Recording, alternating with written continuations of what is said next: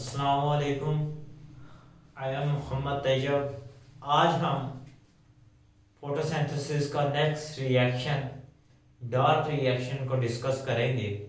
तो हमने light dependent reaction को डिस्कस किया कि वो रिएक्शन फोटोसिंथेसिस का वो सब पार्ट जो कि लाइट को यूटिलाइज करता है, हम उसे क्या कहते हैं, लाइट डिपेंडेंट रिएक्शन, और इसको शॉर्ट फॉर्म में हम क्या कहते हैं, लाइट रिएक्शन भी कहते हैं। हमने ये भी डिस्कस किया कि लाइट रिएक्शन कहाँ पे होता है। तो हमारे पास ये लाइट रिएक्शन यानी कि फोटोसिंथेसिस का जो रिएक्शन है वो क्लोरोप्लास्ट में होता है, और लाइट रिएक्शन क्लोरोप्लास्ट के थैलाकॉइड रीजन में होता है, यानी कि थैलाकॉइड मेम्ब्रेन में होता है। और इसके बाद हमने वन बाय वन डिस्कस किया कि ये थैलाकॉइड मेम्ब्रेन किस तरह रिएक्ट करती हैं और किस तरह लाइट को ऑब्जॉर्ब करती हैं और हमारे पास क्या प्रोडक्ट देती हैं। तो ये हमारे पास thylakoid membrane energy rich molecule produce करती हैं, यानी कि इनके पास एनर्जी स्टोर होती है। एक कौन सा एनर्जी रिच मॉलिक्यूल होता है हमारे पास, एटीपी एडिनोसिन ट्राइफॉस्फेट, और दूसरा हमारे पास क्या होता है, NADPH। ये दोनों क्या है हमारे पास, एनर्जी रिच मॉलिक्यूल। अब इन एनर्जी रिच मॉलिक्यूल को यूटिलाइज किया जाता है हमारे पास डार्क रिएक्शन में, और डार्क रिएक्शन में हमारे पास, डार्क रिएक्शन को हम क्या कहते हैं, डार्क रिएक्शन को हम क्या, लाइट नॉन डिपेंडेंट रिएक्शन भी कहते हैं। ऐसा रिएक्शन जो कि लाइट पे डिपेंड नहीं करता उसको हम क्या कहते हैं, डार्क रिएक्शन कहते हैं। अब ये कहाँ पे होता है, तो ये भी क्या होगा, फोटोसिंथेसिस क्लोरोप्लास्ट में हो रही है, तो ये क्लोरोप्लास्ट में होता है, लेकिन ये क्लोरोप्लास्ट के स्पेसिफिक रीजन में होता है जिसे हमने नाम दिया था स्ट्रोमा का, यानी कि उसके फ्लूइड में होता है। इसकी लोकेशन क्या है, ये फ्लूइड में टेक प्लेस होगा। अब ये हमारे पास कार्बन डाइऑक्साइड को रिड्यूस करता है, और हमारे पास प्रोडक्ट कौन सी देता है, हमारे पास कार्बोहाइड्रेट देता है, जिसका एम्पिरिकल फार्मूला है CH2O। तो अब ये डार्क रिएक्शन बेसिकली है क्या, और इसको डिस्कवर किसने किया, इसको स्टडी किसने किया, तो हमने उसको ये डिस्कस करना है। तो डार्क रिएक्शन हमारे पास क्या है, एक साइक्लिक प्रोसेस है। डार्क रिएक्शन हमारे पास क्या है, एक साइक्लिक प्रोसेस है, और इसमें क्या, हम NADPH और ATP को यूटिलाइज करते हैं, जो कि हमारे पास किसके रिजल्ट में बनती है, हमारे पास लाइट रिएक्शन की मौजूदगी में बनती है। और हम रिड्यूस किसको करते हैं, हम रिड्यूस करते हैं कार्बन डाइऑक्साइड को, CO2 के मॉलिक्यूल को।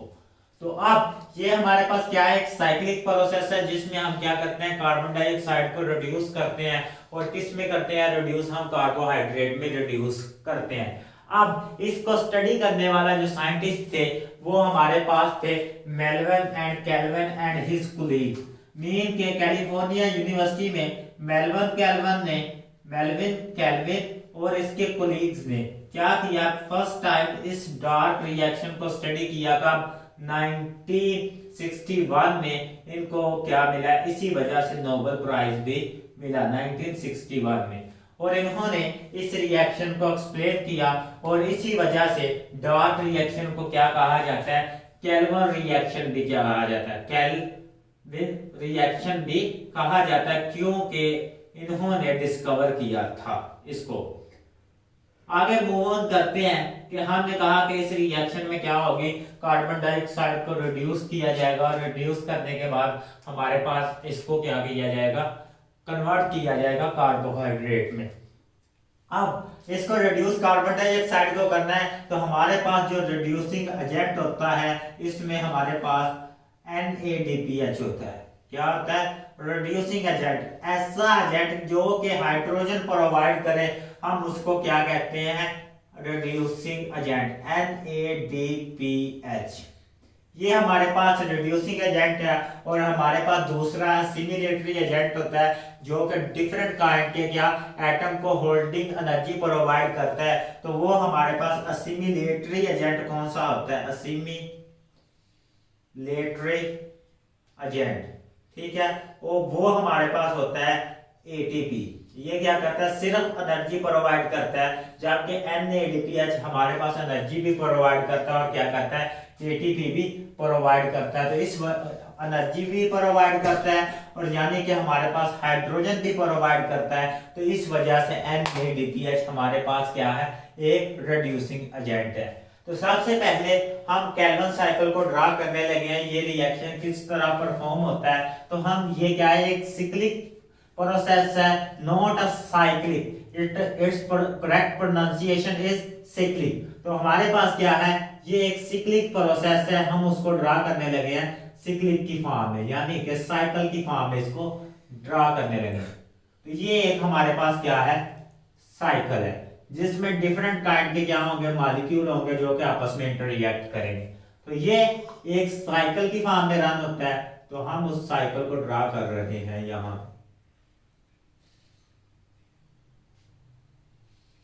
ये साइकिल किस में रन होता है, हमारे पास क्लोरोप्लास्ट के स्ट्रोमा में रन होता है। और इसको जो साइकिल को रन करने के लिए एनर्जी कौन सी प्रोवाइड करता है, ATP करता है, जो कि हमारे पास लाइट रिएक्शन के जरिए प्रोड्यूस होती है। अब ये हमारे पास क्या है, एक सिक्लिक प्रोसेस है और यह क्या करता है, लाइट रिएक्शन से प्रोड्यूस होने वाले एनर्जी रिच मॉलिक्यूल को यूटिलाइज करता है।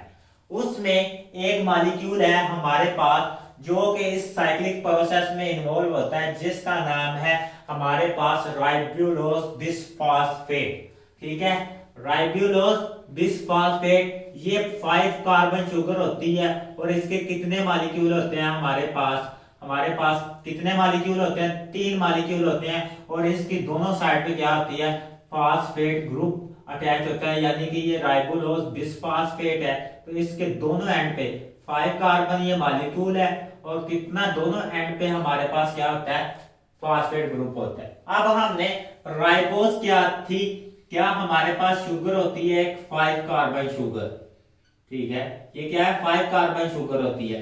एक हमारे पास शुगर होती है राइबोज शुगर जो कि DNA में पाई जाती है, और एक होती है राइबोलोज शुगर, राइबोज शुगर और कौन सी, राइबोलोज शुगर।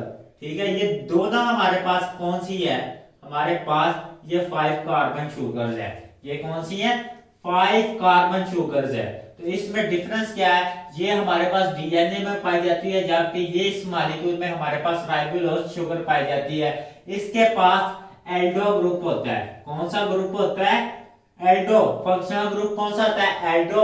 जबकि राइबोलोज के पास कौन सा फंक्शनल ग्रुप होता है, कीटो। ये याद रखिएगा।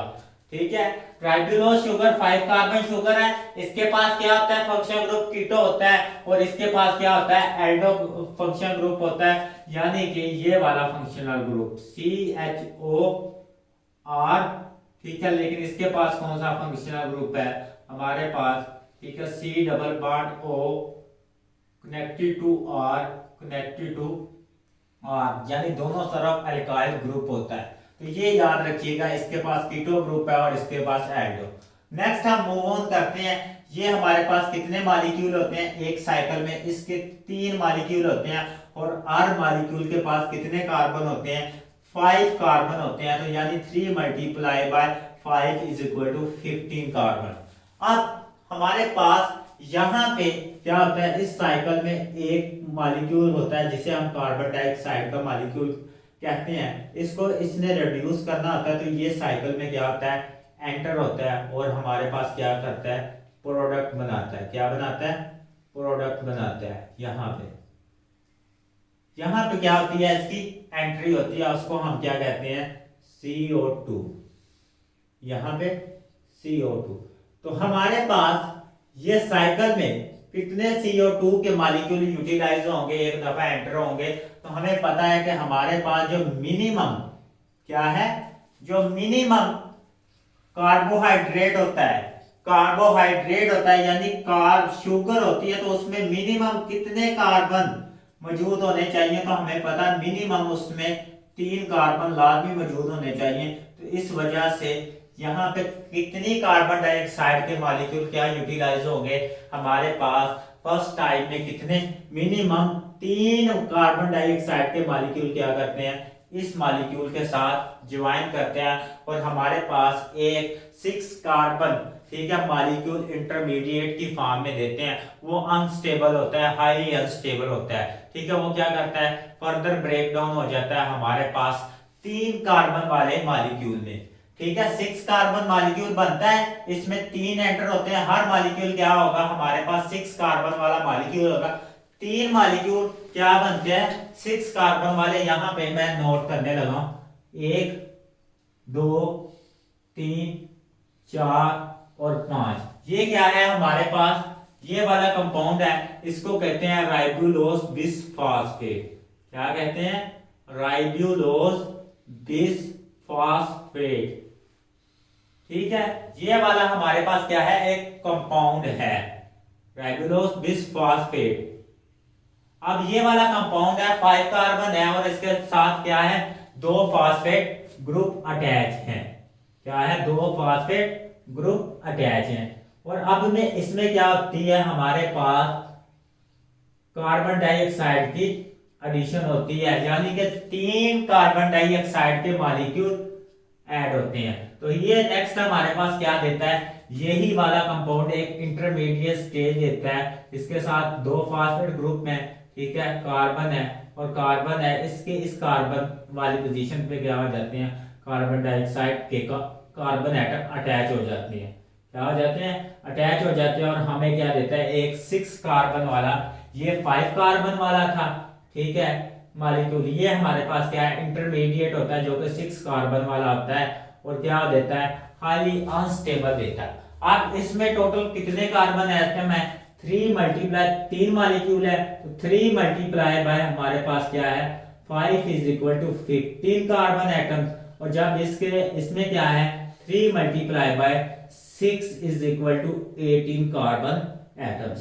तो अब ये क्या है, हमारे पास हाईली अनस्टेबल है और ये क्या करता है, हमारे पास फर्दर ब्रेक डाउन हो जाता है 3 मॉलिक्यूल्स में। क्या हो जाता है, फर्दर ब्रेक डाउन हो जाता है। और ब्रेक डाउन होने से हमारे पास क्या करता है, ये बना देता है 3 कार्बन एटम वाले मॉलिक्यूल।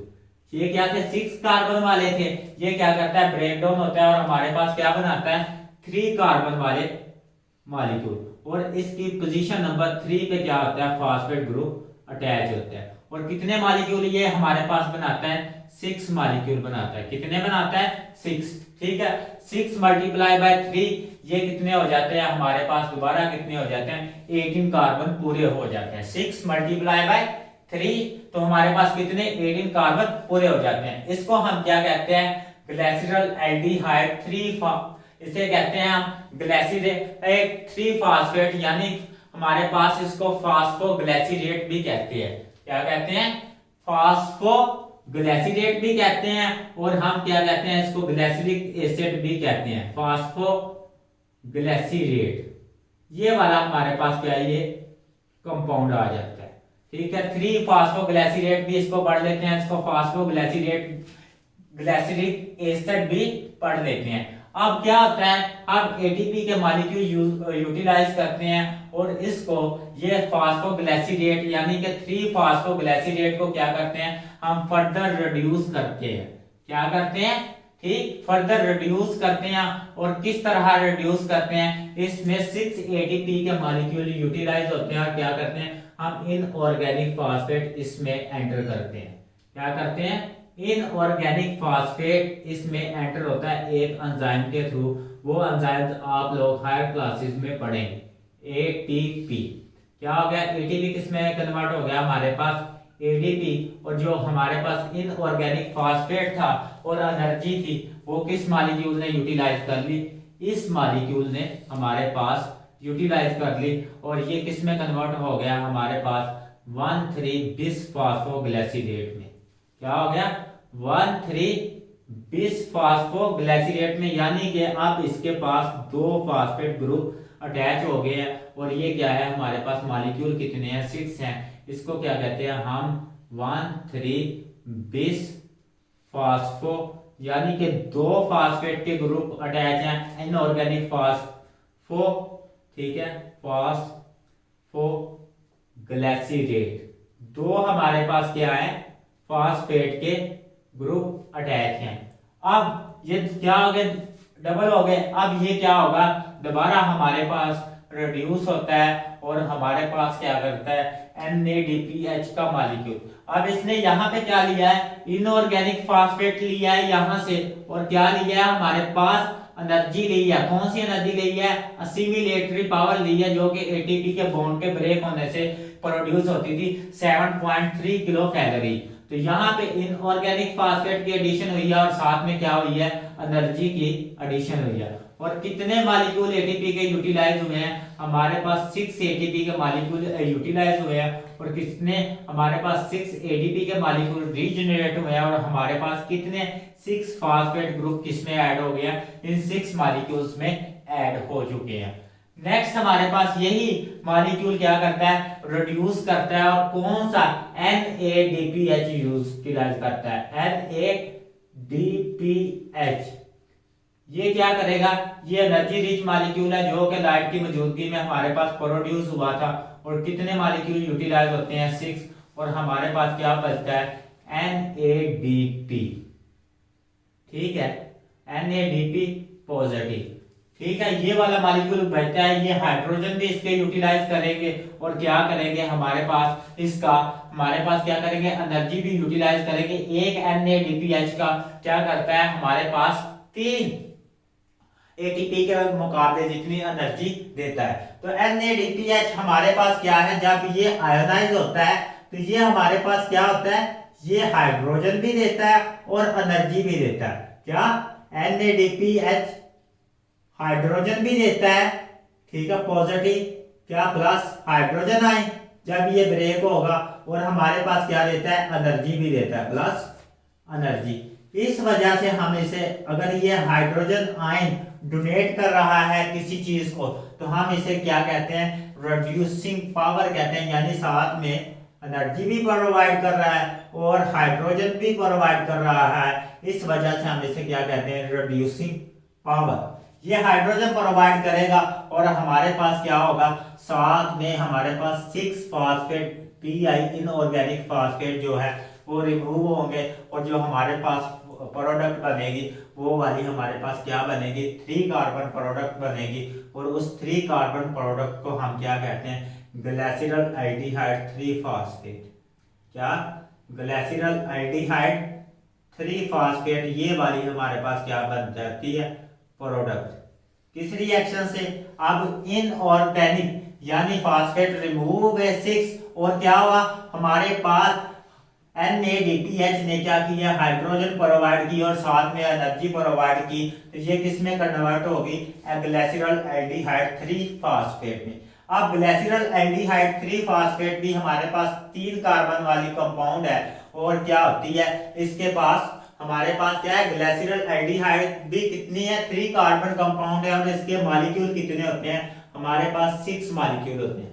कितने होते हैं, 6 मॉलिक्यूल होते हैं, और इस 6 मॉलिक्यूल में से एक मॉलिक्यूल क्या करता है, यहां से बाहर निकल जाता है इस साइकिल से।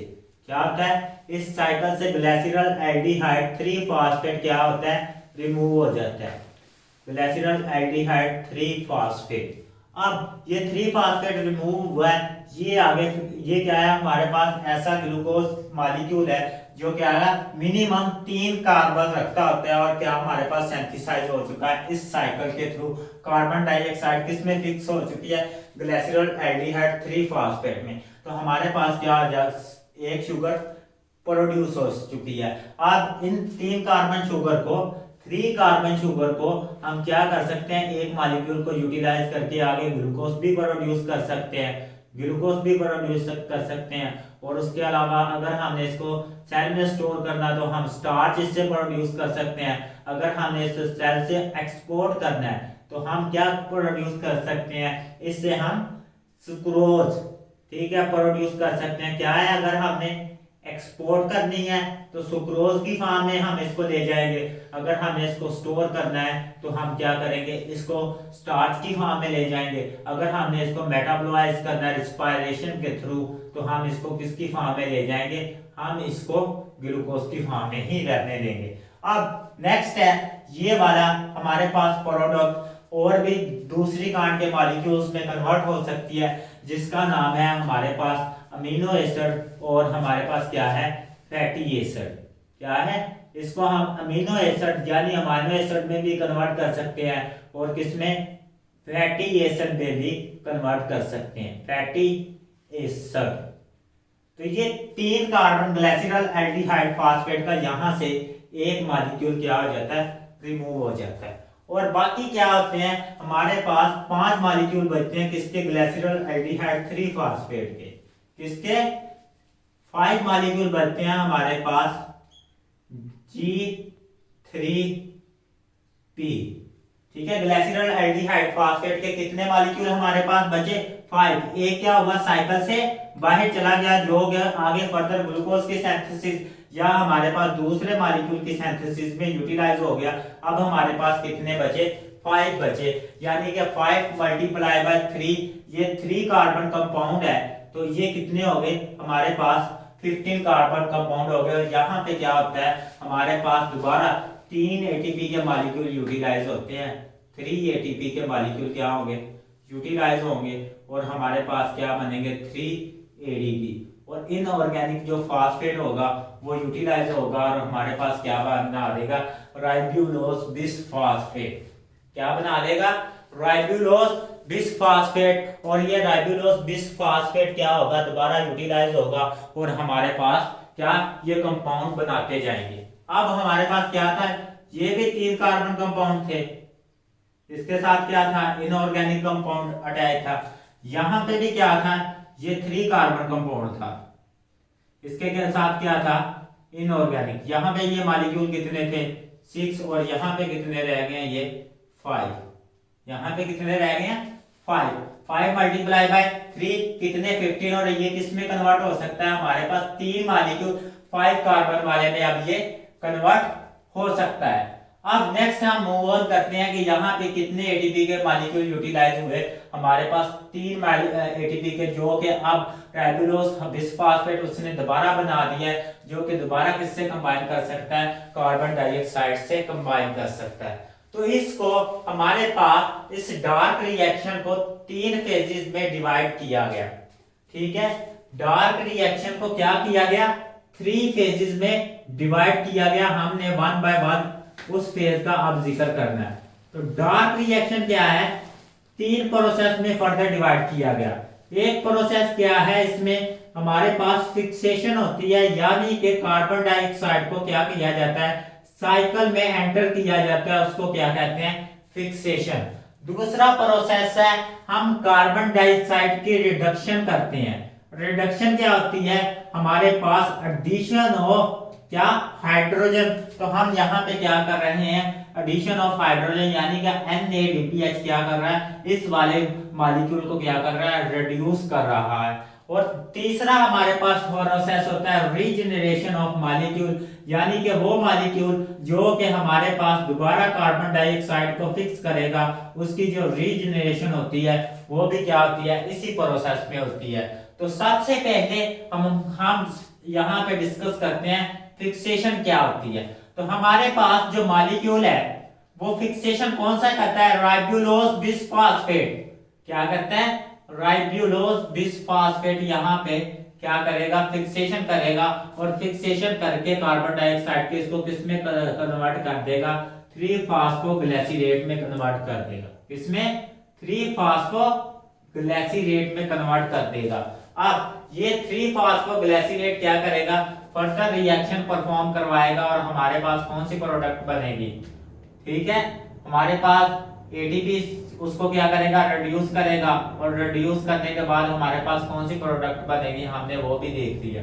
तो हमारे पास कौन सी प्रोडक्ट बनती है, ग्लाइसिरल एल्डिहाइड 3 फास्फेट। तो that is the reduction reaction, this is the fixation, यानी कि कार्बन डाइऑक्साइड क्या हो रही है, साइकिल में ऐड हो रही है। यहाँ पे NADPH का हाइड्रोजन यूटिलाइज करके क्या कर रहे हैं, हम इसको रिड्यूस कर रहे हैं, this is called reduction phase. और हमारे पास दोबारा जो कि कार्बन डाइऑक्साइड को क्या करता है, फिक्स करता है, वो मॉलिक्यूल की क्या हो रही है, रीजनरेशन हो रही है, that is called regeneration phase, ठीक है। ये हमारे पास कौन सी होगी, रीजनरेशन।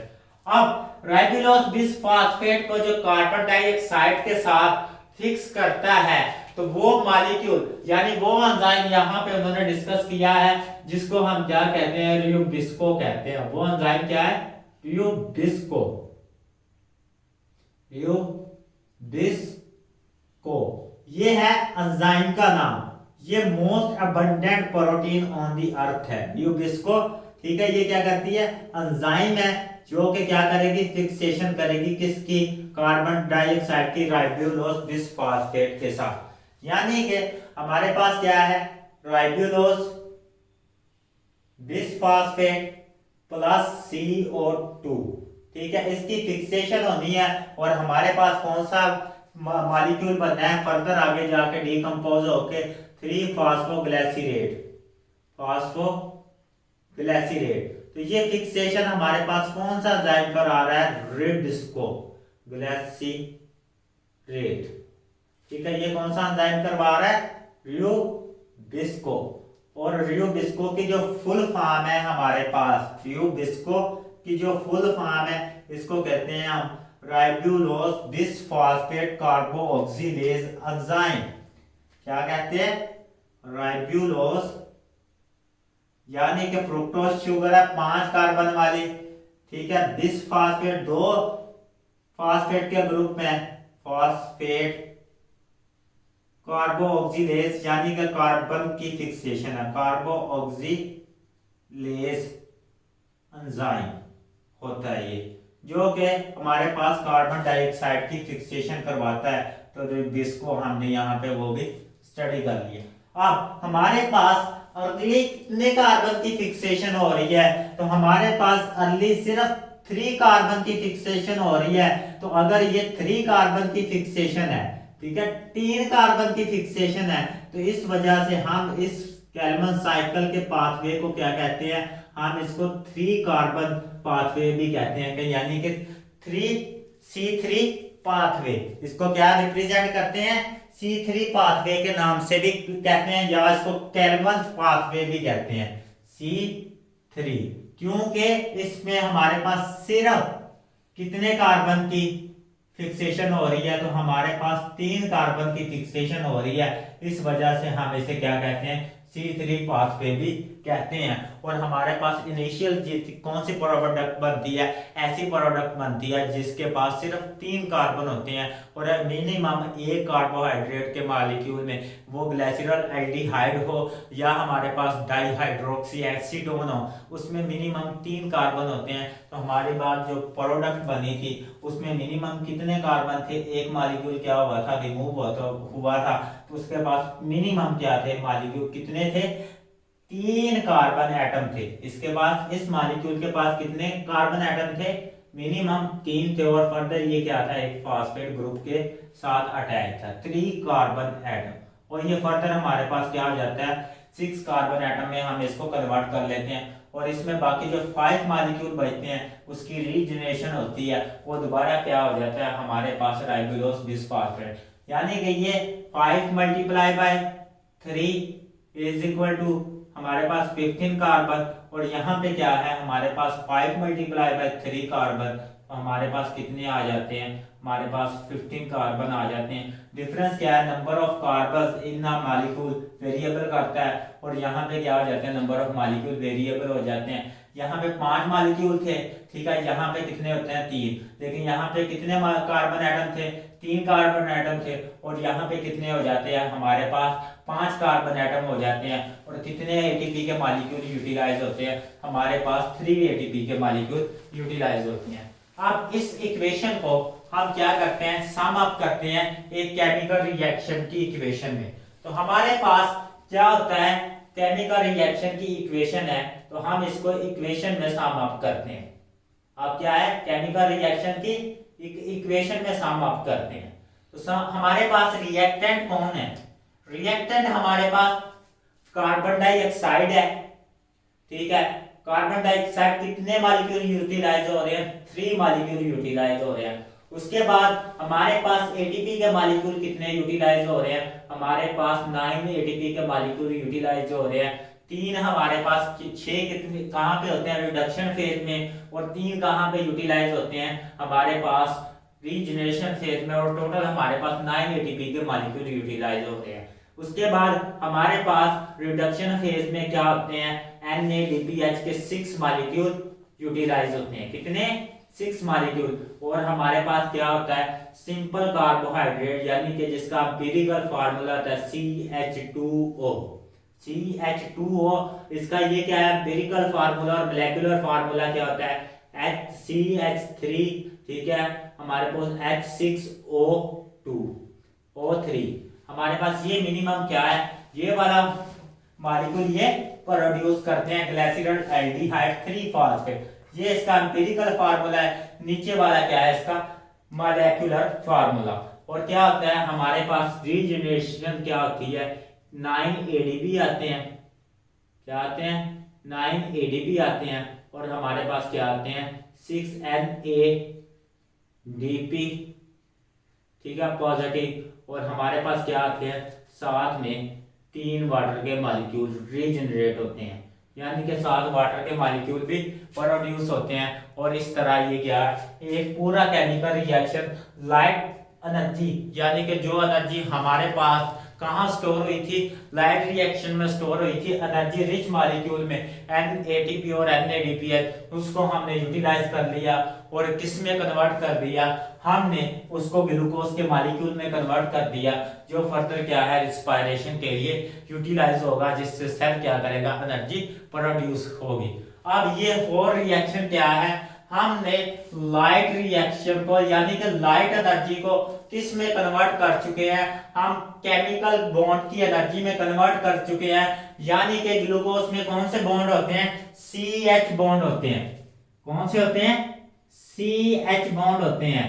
वो उसको ब्रेक करने से कौन सी एनर्जी प्रोड्यूस होती है, हमारे पास दोबारा हीट एनर्जी प्रोड्यूस होती है। तो हम यहाँ पे क्या कर चुके हैं, लाइट एनर्जी को किस में कन्वर्ट कर चुके हैं, CH बॉन्ड की एनर्जी में कन्वर्ट कर चुके हैं। यानी कि लाइट एनर्जी को किस में कन्वर्ट कर चुके हैं, केमिकल एनर्जी में।